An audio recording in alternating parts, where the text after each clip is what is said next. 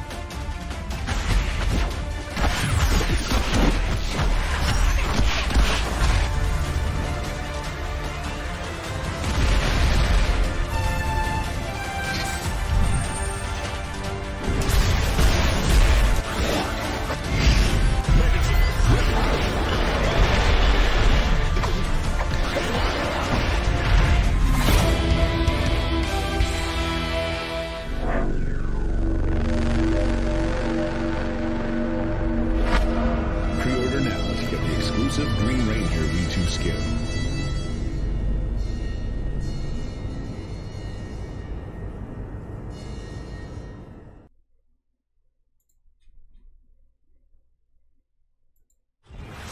Okay, guys, yeah, let's go ahead and put this on quiet mode here. Okay, first things first. Wow. I'm impressed.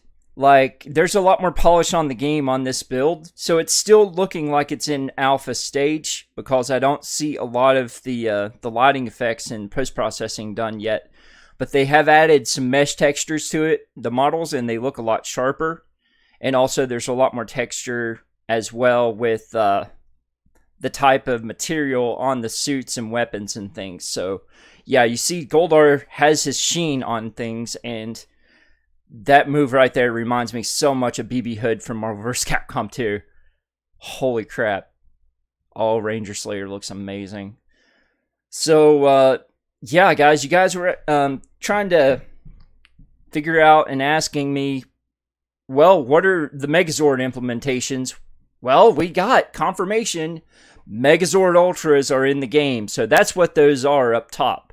I'm glad that it wasn't any kind of a V-trigger mechanism or any kind of like hyper Marvel vs. Capcom 3 mode that enables for like super life recovery and super speed or anything. But I am kind of sad that there's currently not showing any implementations for like a battle power battle mode, battleizer type of anything in the game. So let's slow down this gameplay here, and yeah, we'll take a look and see.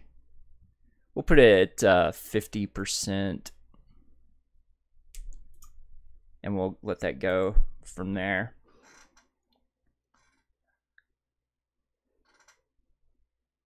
So guys, by the looks of this, we're going to get a lot of gameplay this month in the streams that they do weekly, so prepare, it's coming.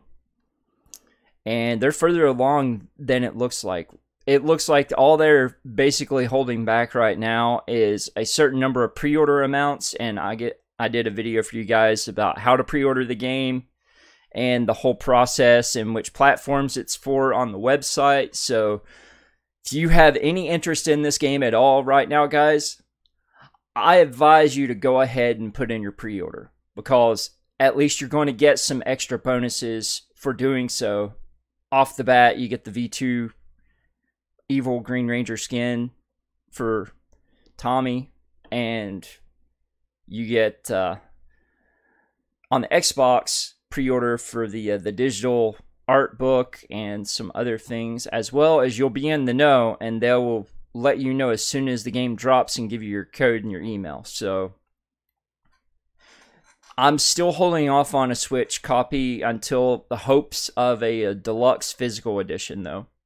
But that's just because I personally can't justify whenever the Switch only has 32 gig internal, and then I have a 400 gig external storage, and it won't let me use both of them in parity. So it's kind of a moot point, because all of my game saves right now are on my internal Switch memory, and I've not put anything on my actual memory card yet. So I don't want to have to go through the process of switching everything over. This all-female team right here, hashtag Women's History Month, that's pretty awesome. And I like how they've got Ranger Slayer's gameplay set up. So she has the potential to win this entire poll tournament thing. Lord Drakkon did win, according to Facebook poll last week, was 59% for Lord Drakkon and 41% for Jason. So yeah, guys. So it looks like Drakkon took that part of the way. And that looks just amazing. It seems like there are multiple parts that you can do from each Zord whenever you fill up that meter. So you have the tail drill, you have the tail laydown, you have the stomp, and you have missiles. So that part's got a lot more polish on it than what we previously saw with just the hand missiles, which looked like it was just one of his supers. So the other two must be ultra parts, or the whole bar gives you the ability to change your buttons for your light, medium, and heavy into different parts of the Zord attacking or something. That's what I can figure. Best I can figure anyways. Let's go ahead and slow down the video just a little bit more for the gameplay. We'll put it at 40% speed. And let's take a look in depth here on what we actually got today. And see how smooth the animations are.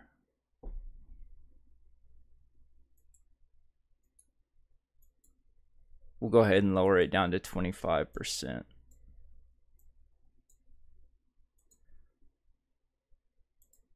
All right.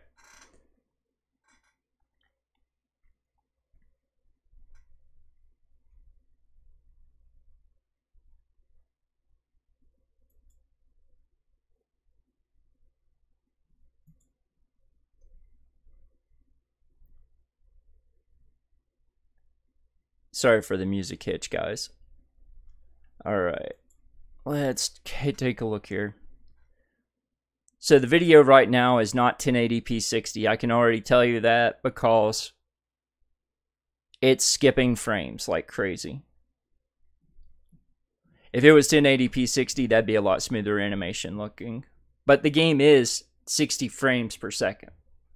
That is confirmed by the developers.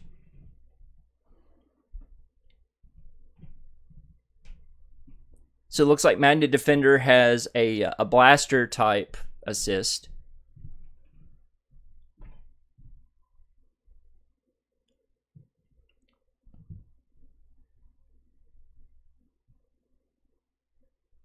I do like that you can bring out both the assists at the same time, but I still want to see team combo attacks, team hyper combos, or team boosted combos, whatever you want to call it. I want to see Marvel vs. Capcom's 2 style of combo attacks, or team attacks,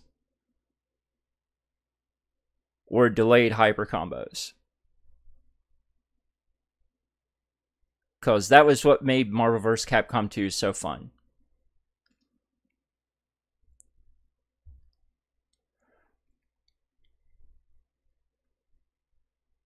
Goldar having the most mobility so far in the game with flight definitely brings a lot more into the gameplay for him. Because it seems like he's going to play similar to how Morrigan does in Marvel vs. Capcom series with the flight ability. But we still don't have like boosted jumping or anything, or stage ascension, which would be awesome. But I understand it's a budget game, but potentially it's something that could be added later, and I would be overjoyed if it was. Even if it's Guilty Gear style of just ascended stage. Because you can continue the combo as you go up in Guilty Gear, and then it has a limited hit stun deterioration on it. Which they did confirm that's what this game uses to keep infinites from occurring, so.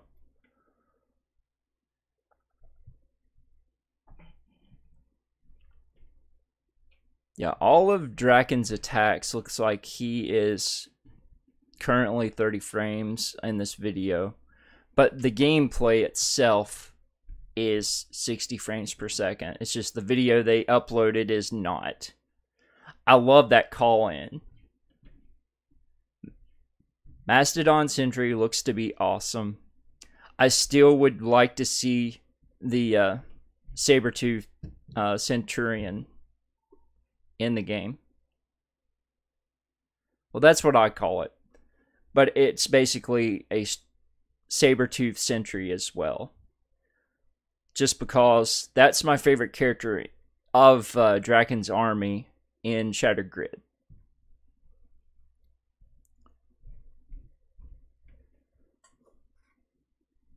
Alright, let's see if we see anything new with Gia. So there's her range, her jump kick, shot, uppercut, shot, ballerina. I feel like the game's controls are going to be too simple for me, and I'm going to try and overcomplicate things trying to play it like Marvel vs. Capcom because of what I'm used to. I'm not used to, trying to do Blade Stranger style where it's just direction special, direction special, direction special. Because that's going to cut in a lot of the extra timing needed for doing extended combos and stuff. Yeah, you can see the sheen on her boots right there that they did add the extra mesh layer onto the character models. Fire works. Alright, so we got Dragon Hand missiles. I was wondering how long it was going to be until they showed us what these did. So that means we should see all of the in-game elements of gameplay available of what they have on the screen for bars so far this week's in gameplay. That just looks awesome. I wish that there was stage damage, though, that actually caused permanent stage damage for the round. Or at least for the match.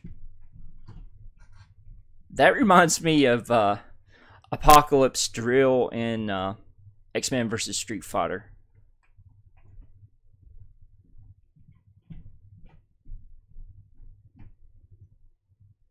Tail smack!